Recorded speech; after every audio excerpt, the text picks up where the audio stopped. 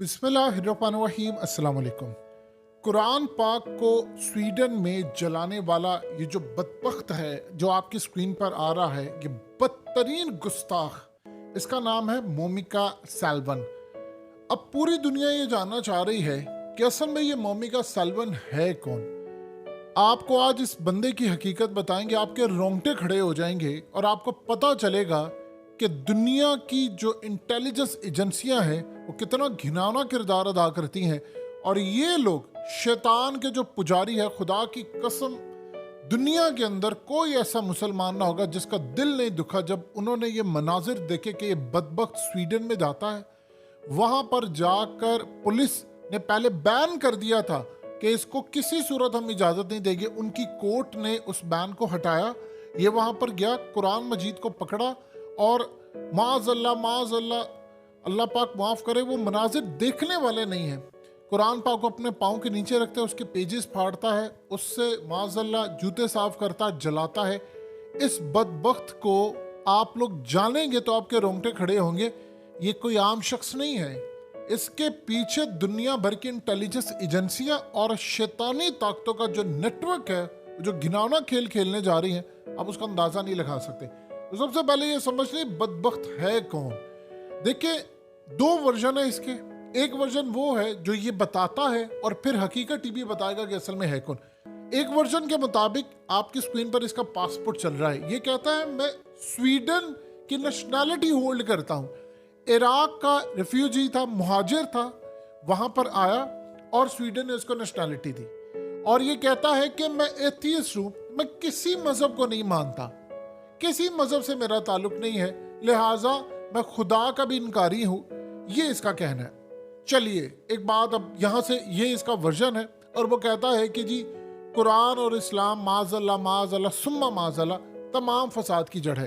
अब ये तो इसका ऑफिशियल वर्जन हो गया। अब जरा दिल थाम के समझिएगा कि बदबख्त असल में है कौन। ये बदबख्त असल में इराक में लड़ता रहा अमेरिका समेत दुनिया भर की इंटेलिजेंस एजेंसियों के लिए, और ये वहां पर मुसलमानों को, हर फिरके के मुसलमानों को मारता रहा। और जहां पर अमेरिकी मफादात थे उनके तहत ये काम करता रहा और इसने सबको मारा। वहां पर मारा, फोर्सेस के अंदर काम करता रहा खुफिया तौर पर। वहां पर ये अपने आप को ईसाई जाहिर करता था, किसी जगह पर ये अपने आप को मुसलमान जाहिर करता था, किसी जगह पर ये अपने आप को एथियस्ट जाहिर करता था। और इस सूरत हाल में अगर आप देखेंगे, फरवरी 2022 से पहले आपको इसके अकाउंट से इसके बारे में इस्लाम के खिलाफ ट्वीट्स नहीं मिलेंगी, इसके खिलाफ कोई बातें नहीं मिलेगी। लेकिन नेशनैलिटी लेने के बाद ये जनाब आते हैं और फिर इनकी बॉडी पर एक शैतानी टैटू बनता है। लोग सारी दुनिया में अब जान चुके हैं कि आपको अगर शैतान की पूजा करनी होती है, या उसको आपको खुदा मानना होता है, या उसकी पैरवी करनी होती है, या उसका बंदा बनना होता है, तो आपको एक खास तरह का टैटू बनवाना पड़ता है बॉडी के ऊपर। डिफरेंट मीनिंग्स होते हैं, मनी लॉन्ड्रिंग वाले भी टैटू होते हैं, स्मगलिंग वाले भी, हर एक के होते हैं, वो साइंस होते हैं दुनिया भर के अंदर। अब ये टैटू इसकी बॉडी पर है और पाकिस्तान में खुद को हमला करने वाले, याद कीजिए, उनकी बॉडी पर शैतानी टैटू हुआ करते थे। वो मुस्लिम नहीं थे, वो गैर मुस्लिम थे, वो शैतान के असल में पुजारी थे और उनको यूज किया जाता था। ये बदबख्त सेम एज इट इज इसके साथ सिचुएशन है। इसकी बॉडी के ऊपर शैतानी टैटू। और आप इमेजिन कर लीजिए कि आपको नेशनैलिटी लेने से पहले इसके बारे में को पता नहीं। ये बदबख्त इराक में लड़ता रहा, अमेरिकी मफादात को फायदा देता रहा, वहां की इंटेलिजेंस एजेंसियों को फायदा देता रहा। और इस सूरत हाल के अंदर अब इसको जो नेशनैलिटी दी गई थी वो इसी बेस पर दी गई थी नेशनैलिटी, कि तुम ये काम करोगे और इसे इस तरह के मुख्तलिफ काम कर रहे हैं। अब इराक के अंदर ये खुफिया तौर पर किनकी मदद करता रहा? दाइश की मदद करता रहा और दीगर ऐसी तंजीमों की मदद करता रहा जिससे मुसलमानों को नुकसान पहुंचे। और इस सूरत हाल के अंदर ये सीरियक यूनियन पार्टी 2014 से लेकर 2018 तक ये कहता है कि जी मैं उसका फाउंडर हूं और हेड हूं। और इस सूरत हाल में इमेजिन करें, ये वो पार्टी जिसको अमेरिका फंड करता है।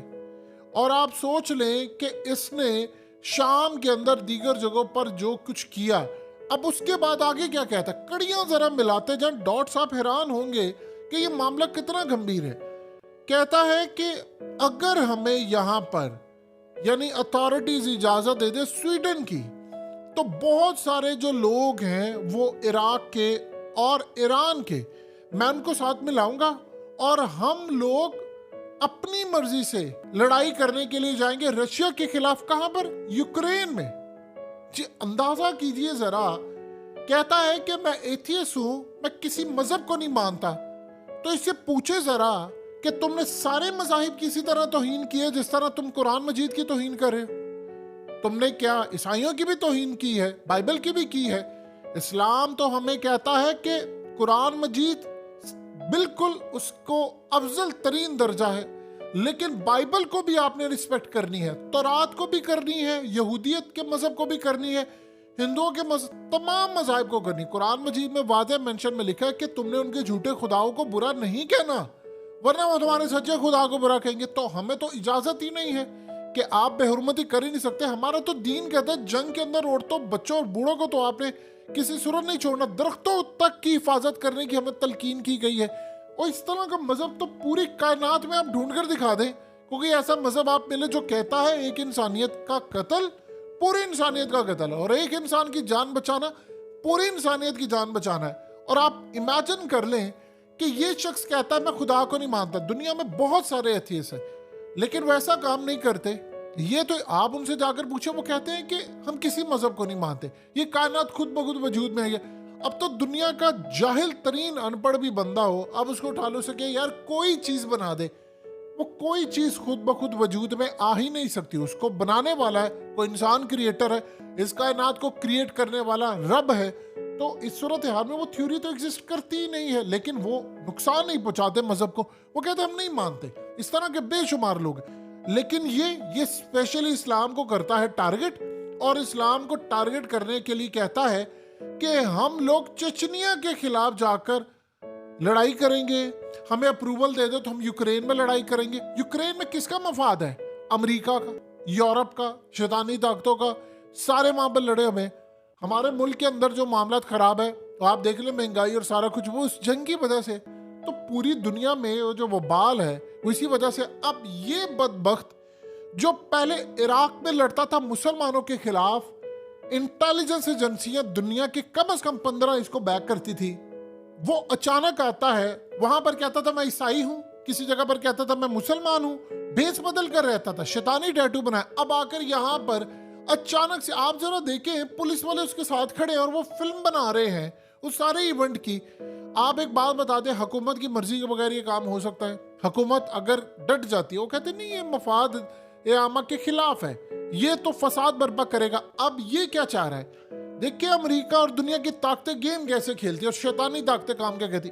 इससे माज़अल्लाह सुम्मा माज़अल्लाह कुरान मजीद जलाया, और इस बदबख्त ने जो कुरान मजीद को जलाया उसके बाद भड़काने के लिए रियल और 2 नंबर। एक तो रियल जो है वो रिएक्शन आता है, एक 2 नंबर जो खुद करवाना है, दाइश के थ्रू फलाना करवा दिया, इधर से उधर से खुद ही करवा कर नाम उनका लगाकर मुसलमानों को बदनाम करना और फिर एक जंग छेड़नी। अब इस सूरत हाल में आप जरा देखें तो सही, स्वीडन के अंदर मामला क्या है कि स्वीडन दुनिया का बेहतरीन मुल्क है। यानी हमें हमेशा से कहा जाता रहा यार ये गोरे कमाल लोग हैं। बर्तानिया दुनिया का सबसे बड़ा मनी लॉन्ड्रिंग का हब, दुनिया के हर रंगबाज, हर चोर चक्के लुटेरे का गढ़ लंदन, हर कातिल का गढ़ लंदन, अल्ताफ हुसैन वहां पर लंदन में, सारा जहान चोरों का वो लंदन। फिर उसके बाद आप देख लें स्विस बैंक, और दुनिया के जितने third world countries, Pakistan, Africa, India, दुनिया के जितने 2 नंबर ममालिक से 2 नंबर लोगों का पैसा स्विस बैंकों में, पनामा में, कहां पर? यूरोप के अंदर। वो पकड़ते क्यों नहीं है उसको? खुद शामिल है। यही वो चीज है जो आपको समझनी है। ये जो किरदार है ये खुद आ सकता है, इतना बड़ा काम उसको नहीं पता कि मुसलमान मेरे खिलाफ क्या करेंगे, क्या नहीं मामला हो सकता, वो मुझे खिलाफ नफरत है। और बताइए हुकूमत स्टेक पर स्वीडन के तमाम एम्बेसीज हाई अलर्ट है पूरी दुनिया में, 190 ममालिक में उनकी एम्बेसीज हाई अलर्ट है। तो आप इस सूरत हाल में बताइए तो सही कि कोई एम्बेसी हुकूमतें बगैर, यानी ये कुछ अजीब सी, यहाँ ऐसा ही होता है, ये सारे बिकते हैं जज, सारी दुनिया के अंदर होता है, वहां पर अपने मफादात के लिए काम करते हैं, लेकिन इस तरह के साथ इवेंट भी करवा देते हैं। तो असल में ये जो खेल इस वक्त शुरू हुआ है, ये शैतानी ताकतों के आगे जाके पहले सजदा रेज होते हैं, उसको ये रब मानते हैं, वो इनको पैसा देता है, नेशनैलिटी देता है, उनके जो करिंदे